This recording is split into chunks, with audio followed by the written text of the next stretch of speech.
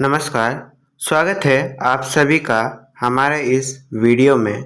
आज के इस वीडियो में हम SBNSPY यानी कि स्वामी विवेकानंद निःशक्त स्वावलंबन पेंशन योजना जो दिव्यांगता पेंशन है, झारखंड सर्वजन पेंशन योजना के अंतर्गत ही ये पेंशन योजना चलाया जाता है।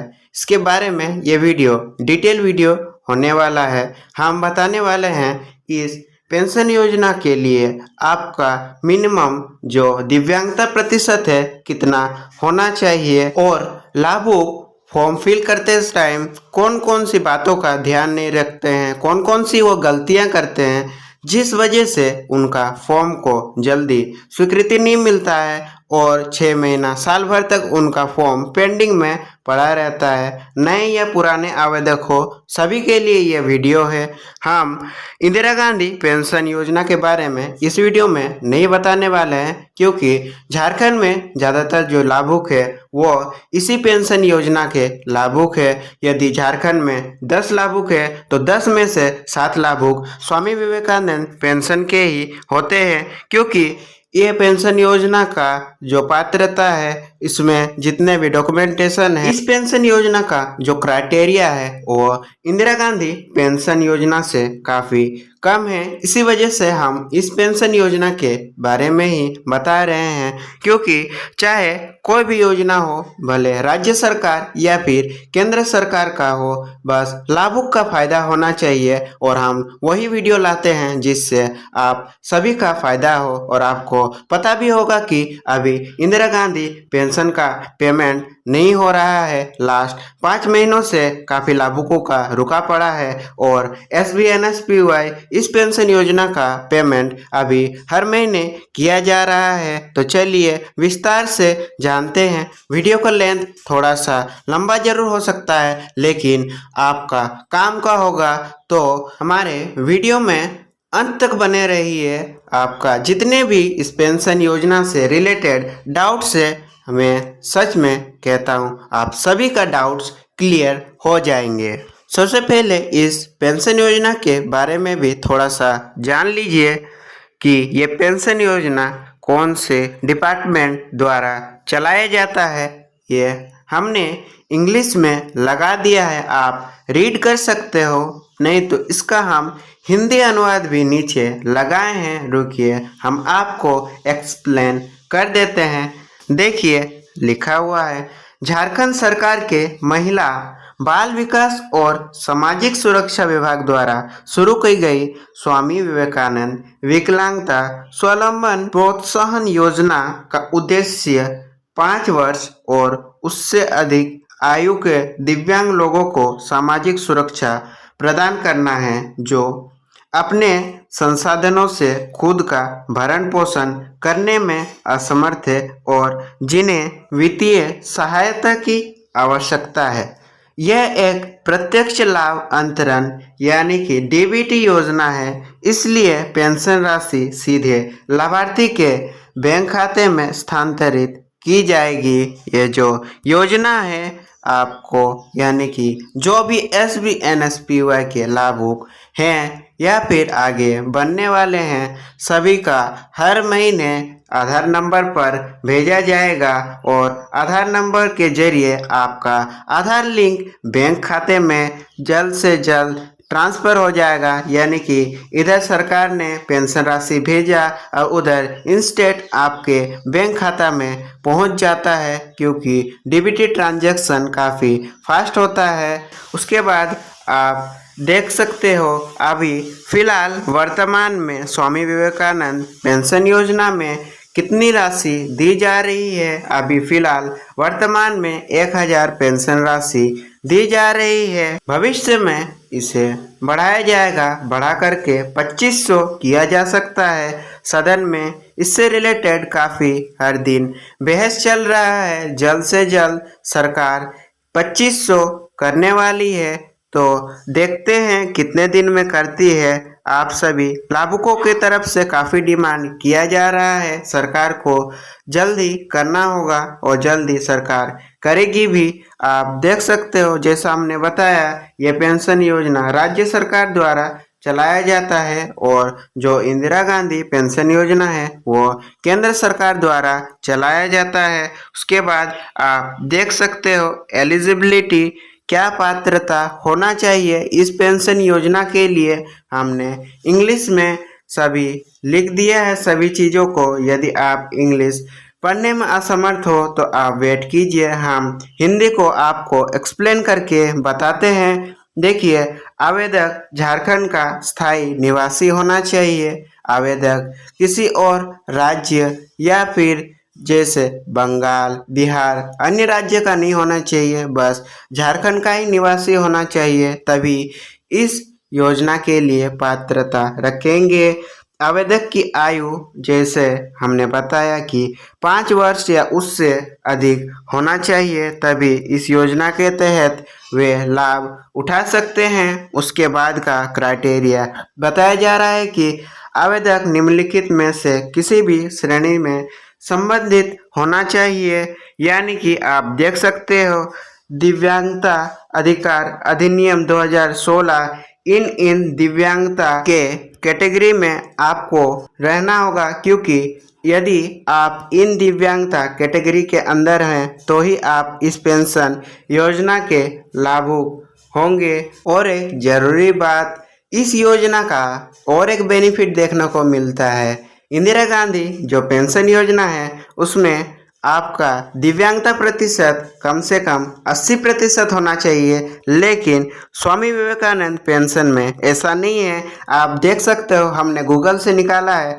स्वामी विवेकानंद पेंशन के लिए कम से कम आपका 40% होना चाहिए। 40% से ऊपर यदि आपका सर्टिफिकेट में परसेंटेज है तो आप इस पेंशन योजना के पात्रता रखते हो और आपको इसका बेनिफिट हर महीने दिया जाएगा।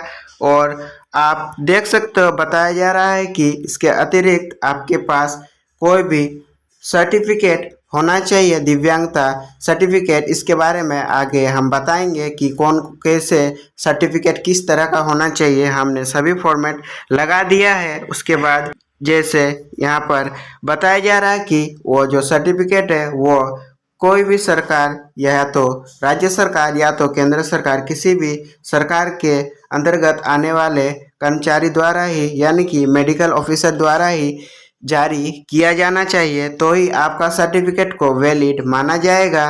उसके बाद देख सकते हो तीसरा पॉइंट तक हमने ऊपर बता दिया और आप देख सकते हो फोर्थ पॉइंट के बाद इन चीज़ों का आपको ध्यान रखना होगा, तभी आप इस पेंशन योजना के पात्रता रखोगे। उसके बाद आप देखिए इसका भी हमने हिंदी अनुवाद लगा दिया है, आपको समझा देते हैं। देखिए धारा 2 जीएसडी निर्दिष्ट विकलांगता, ये विकलांगता होना चाहिए तो ही आप पेंशन योजना के लाभुक बनेंगे। और इधर नीचे देखिए आवेदक के पास मतदाता पहचान पत्र यानी कि वोटर आईडी कार्ड होना चाहिए और आधार कार्ड भी होना चाहिए। और 18 वर्ष या उससे यदि आयु कम है तो उनको सरकार को स्वघोषणा पत्र प्रोवाइड करना होगा उससे रिलेटेड, क्योंकि कई ऐसे विकलांगता पेंशन के लाभुक बनेंगे जैसे कि 5 वर्ष या फिर 6 वर्ष के, उनका आधार कार्ड जल्दी नहीं बना होता है तो उन्हें उनके पेरेंट्स द्वारा यानी कि गार्जियन द्वारा स्वघोषणा पत्र दिया जाएगा, तभी इस पेंशन योजना के तहत उनका नामांकन को किया जाएगा। उसके बाद आगे देखिए इस पॉइंट में बताया जा रहा है कि आवेदक किसी अन्य सामाजिक सुरक्षा पेंशन योजना के तहत लाभार्थी नहीं होना चाहिए। यदि आप कोई और पेंशन योजना का, चाहे वो राज्य सरकार हो या फिर केंद्र सरकार के किसी भी पेंशन योजना के तहत आपको पेंशन प्राप्त होता है तो आप इस पेंशन योजना के तहत पात्रता नहीं रखते हैं और आपका नामांकन नहीं हो पाएगा। यदि आप फॉर्म फिल भी कर देते हो तो आपका फॉर्म रिजेक्ट हो जाएगा। तो आप अभी प्रेजेंट में कोई भी यदि पेंशन योजना का लाभ ना ले रहे हो तो ही आपको इस पेंशन योजना के तहत नामांकन किया जाएगा। और आप देख सकते हो नेक्स्ट पॉइंट में बताया जा रहा है आवेदक केंद्र या फिर राज्य सरकार सार्वजनिक क्षेत्र के उपक्रमों में सेवानिवृत्त या स्थायी रूप से कार्यरत नहीं होना चाहिए, यानी कि आपका सरकारी किसी भी कार्य में नौकरी या फिर आप सरकारी किसी भी कार्य में कार्यरत नहीं होने चाहिए। और यहाँ पर बताया जा रहा है कि आवेदक या उनके पति या फिर पत्नी को केंद्र या राज्य सरकार या सार्वजनिक क्षेत्र के उपक्रमों से किसी भी पारिवारिक पेंशन या पेंशन का प्राप्तकर्ता नहीं होना चाहिए। और लास्ट में बताया जा रहा है कि आवेदक का जो परिवार है वो आयकर दाता नहीं होना चाहिए, वे इनकम टैक्स ना भरता हो तो ही इस योजना के तहत पात्रता रखते हैं, क्योंकि इनकम टैक्स यदि आप भरेंगे तो सरकार को पता चल जाएगा कि आपको इस पेंशन योजना का ज़रूरत नहीं है और आपके पास इतने रुपए हैं कि आप गरीबी रेखा से ऊपर हो और आपको ये पेंशन योजना नहीं दिया जाएगा। तो आप इन सभी बातों का ध्यान रखकर ही फॉर्म को फिल करें। उसके बाद यहाँ पर बताया जा रहा है कि आपको वे कौन कौन से दस्तावेज वहाँ पर देना होगा ताकि आपका फॉर्म जल्द से जल्द स्वीकृत हो। इनमें से जो भी दस्तावेज बताए जा रहे हैं, इनमें से एक भी दस्तावेज यदि आप नहीं देते हैं तो आपका पेंशन को स्वीकृति नहीं दिया जाएगा। तो आप ध्यान से देखिए कौन कौन से वे दस्तावेज है। हमने इंग्लिश में लगा दिया है और इसका हिंदी अनुवाद भी हम बता देते हैं। देखिए, सबसे पहले तो आपका विकलांगता से संबंधित प्रमाण पत्र का फोटोकॉपी लगेगा और दूसरा आयु प्रमाण पत्र। यदि आवेदक की आयु 18 वर्ष से कम है तो जन्म प्रमाण पत्र या फिर प्रधानाध्यापक प्रधानाचार्य से सत्यापित प्रति आवश्यक होगा, क्योंकि आपको पता ही होगा कि 18 वर्ष से कम की आयु में जो लाभुक या भी किसी भी पर्सन का वोटर आईडी कार्ड नहीं बनता है, इसीलिए ये सब चीज़ें मांगा जा रहा है। यदि आपका आयु या फिर आवेदक का आयु 18 वर्ष से कम है तो आप इन चीज़ों का ज़रूर ध्यान रखें। तीसरा नंबर पर बताया जा रहा है कि मतदाता पहचान पत्र की प्रति यदि आवेदक जो 18 वर्ष या उससे अधिक है तो वोटर आईडी कार्ड जैसे हमने बताया आपको उसका फोटोकॉपी लगाना होगा। और फोर्थ नंबर पर बताया जा रहा है कि आधार कार्ड का भी फोटोकॉपी आपको लगाना होगा। यदि आवेदक के पास आधार कार्ड नहीं है तो उन्हें स्वघोषणा पत्र जैसे हमने बताया देना होगा। और सबसे इम्पोर्टेंट जो बैंक पासबुक का आपको फोटोकॉपी देना होगा। और ध्यान रखें आपको वही बैंक पासबुक का फोटोकॉपी देना है जो आपका सिंगल यानी कि इंडिविजुअल हो, आपको जॉइंट अकाउंट नहीं देना है। वही बैंक पासबुक देना है जो आपका स्वयं का सिंगल अकाउंट हो और उस खाते में डीबीटी का चालू रहना अभी 2025 में काफ़ी महत्वपूर्ण हो गया है। तो आपको यदि डीबीटी चालू नहीं है तो सबसे पहले फॉर्म फिल करने से पहले आपको डीबीटी चालू करवा लेना है। आपको बैंक जाना है और वहाँ पर बैंक कर्मचारियों से कहना है कि मुझे डीबीटी का फॉर्म चाहिए। डीबीटी का वे फॉर्म देंगे, फिल करके आप जैसे सबमिट करोगे विद इन 7 से 15 दिन में आपका बैंक खाते में डीबीटी को चालू कर दिया जाएगा। यदि आप बैंक नहीं जाना चाहते तो आप ऑनलाइन भी अभी डीबीटी को चालू करवा सकते हो। यदि आपको ऑनलाइन बैंक में डीबीटी लिंक करने नहीं आता है तो आप हमें नीचे कमेंट्स करके बता सकते हो, हम ज़रूर उससे रिलेटेड वीडियो बना देंगे ताकि आप ऑनलाइन अपने बैंक खाते में डीबीटी को लिंक कर पाओ। उसके बाद देखिए, इस टाइप का आपका दिव्यांगता प्रमाण पत्र आपने बचपन में या फिर काफ़ी पहले बनाया होगा तो अभी यह दिव्यांगता प्रमाण पत्र नहीं चल रहा है। आपको क्या करना होगा, इस टाइप का आपका जो पुराना दिव्यांगता प्रमाण पत्र है वो लेकर के आपके नियरर में जो भी सदर हॉस्पिटल हो या फिर आपका जो भी जिला हॉस्पिटल हो वहाँ पर आपको जाना है और वहाँ पर चीफ मेडिकल ऑफिसर जो सीएमए होते हैं उनके पास जा कर के बताना है कि हमें यूडीआईडी कार्ड बनवाना है, और इस टाइप से आपका जो यूडीआईडी सर्टिफिकेट या फिर यूडीआईडी कार्ड बन जाएगा। ज़्यादा समय नहीं लगता है, 15 से 20 दिनों के अंदर आपका यूडीआईडी सर्टिफिकेट भी बन जाता है। इसके लिए आपको सबसे पहले ऑनलाइन आवेदन करना होता है। यदि आपको ऑनलाइन आवेदन करना नहीं आता तो वो भी हम स्टेप बाय स्टेप और सही से बता देंगे, ताकि आपको भी गलती ना करो और आपका जो दिव्यांगता प्रमाण पत्र है, जो केंद्र सरकार और राज्य सरकार दोनों ही सरकारों द्वारा इस प्रमाण पत्र को जारी किया जाता है, तो आपका जल्द से जल्द ये जो सर्टिफिकेट है बन जाए, तो हम उसका भी वीडियो बना देंगे। आप कमेंट्स करके बताइए, और आपको ये सर्टिफिकेट बनवाने के बाद ही आप फॉर्म फिल करना, तो आपके लिए सही होगा। जो पहले वाला सर्टिफिकेट है वो आप मत देना, हो सकता है कि आपका पेंशन को पास ना किया जाए। आप देखिए एप्लीकेशन का क्या प्रोसेस है, आपको एप्लीकेशन कैसे फिल करना है, कहाँ जमा देना है, उसके बारे में यहाँ पर बताया जा रहा है। तो आप इंग्लिश में रीड कर सकते हो, नहीं तो इसका हम हिंदी अनुवाद को आपको समझा देते हैं। देखिए चरण 1 में बताया जा रहा है कि इच्छुक आवेदक को ब्लॉक विकास अधिकारी बीडीओ या फिर उपमंडल अधिकारी एसडीओ सर्किल अधिकारी के कार्यालय में आवेदन का निर्धारित प्रारूप मांगना चाहिए।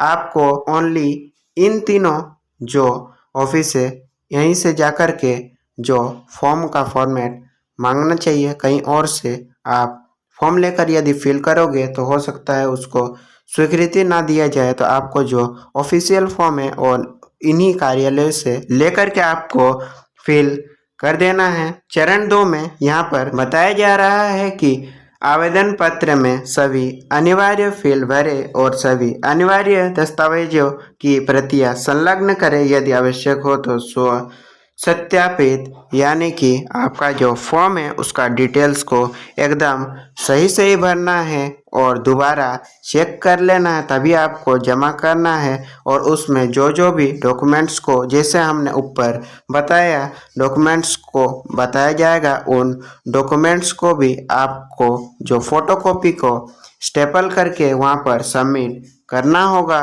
और नेक्स्ट तीसरा चरण में क्या बताया जा रहा है, देखिए दस्तावेजों के साथ विधिवत भरे और हस्ताक्षरित आवेदन पत्र को संबंधित पदाधिकारी को निम्नलिखित पते पर जमा करें। यानी कि जैसे ही आप फॉर्म को फिल कर लेते हो उसके बाद जो भी दस्तावेज मांगेंगे उसका फोटोकॉपी को भी उसके साथ लगाते हो, तो नीचे आपको हस्ताक्षर करने का ऑप्शन आएगा। आप नीचे अपना हस्ताक्षर कर देना। यदि आपको सिग्नेचर करना नहीं आता है तो आप अंगूठा लगा करके, जैसे हमने बताया, फिर से फॉर्म को आप रिव्यू करके जमा दे सकते हो। यदि आप ग्रामीण क्षेत्र से हो तो आपको बीडीओ का कार्यालय में जमा करना होगा, और यदि आप नगर पालिका या फिर अधिसूचित क्षेत्र में से हो तो आपको एसडीओ या फिर सर्कल अधिकारी का कार्यालय में फॉर्म को जमा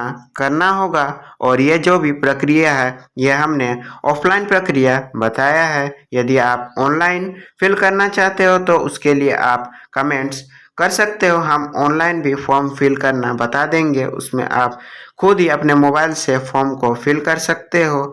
और यदि आप ज़्यादातर झारखंड में लाभुक ऑफलाइन ही आवेदन करते हैं, इसीलिए इस वीडियो में सिर्फ हमने ऑफलाइन प्रक्रिया को ही लगाया है। आवेदन करते समय लाभुक के मन में कुछ सवाल हो गए, हम इन सवालों को रखे हैं, आप यहाँ पर रीड कर सकते हो, नहीं तो हम आपको स्वयं रीड करके यहाँ पर बता देते हैं। देखिए, is there any income criteria for eligibility, क्या यदि लाभुक कोई छोटा मोटा जैसे दुकान चलाते हैं या फिर सब्जी बेचना या फिर कोई भी छोटा मोटा कार्य यदि लाभुक करते हैं तो क्या वे इस पेंशन योजना का पात्रता रखते हैं? तो बिल्कुल इस योजना के तहत वो फॉर्म फिल कर सकते हैं। इनकम कोई भी क्राइटेरिया इनकम का नहीं है, बस आयकर विभाग का, यानी कि जो इनकम टैक्स का वो जो रिटर्न ना फाइल करता है, यानी कि उसका परिवार जो है इनकम टैक्स न भरता हो, ये छोटे मोटे जो भी काम यदि लाभुक स्वयं के लिए, स्वयं के भरण पोषण के लिए करते हैं तो ये जरूरी इस जो पेंशन योजना का लाभार्थी बन सकते हैं। तो आप जरूरी अपना फॉर्म को फिल करें। और नेक्स्ट डाउट होगा, यदि हमने दिव्यांगता प्रमाण पत्र का फॉर्म फिल करा है और यदि हमने अभी मार्च 2025 में फॉर्म को फिल करा है और यदि हमें 6 या फिर 7 महीने बाद यानी कि अगस्त सितंबर में यदि आपका स्वीकृति मिलता है तो क्या जो पीछे का जो 3-4 महीना छूट गया, क्या उन 3-4 महीनों का जो पेंशन राशि दिया जाएगा या फिर नहीं दिया जाएगा? तो यहाँ पर साफ साफ बताया जा रहा है कि नहीं, यदि आपने फॉर्म फिल किया, आपका स्वीकृति यदि 1 अप्रैल से ही यानी कि अप्रैल से ही होता है तो आपको अप्रैल से ही मिलेगा। यदि उसका 6-7 महीने बाद, 2-3 महीने बाद जब भी स्वीकृति मिलता है, यदि अगस्त में स्वीकृति मिलता है तो आपको अगस्त से ही दिया जाएगा। कहने का तात्पर्य यह है कि जिस महीने से आपका एप्लीकेशन अप्रूव होगा उसी महीने से दिया जाएगा। पिछले जितने भी महीने से आपका छूट गया है उस महीने का नहीं दिया जाएगा। तो इन बातों का आप जरूर ध्यान रखें। यदि आपका इस पेंशन योजना से संबंधित अब भी कोई सवाल रह गया हो तो आप हमें नीचे कमेंट्स करके ज़रूर पूछ सकते हो, क्योंकि उसका कमेंट्स का हम जवाब देते हैं और आपका डाउट्स को भी क्लियर करते हैं। तो आप नीचे पूछ सकते हो और हमारे वीडियो में अंत तक बने रहने के लिए आप सभी का दिल से धन्यवाद। आप सभी का दिन शुभ हो।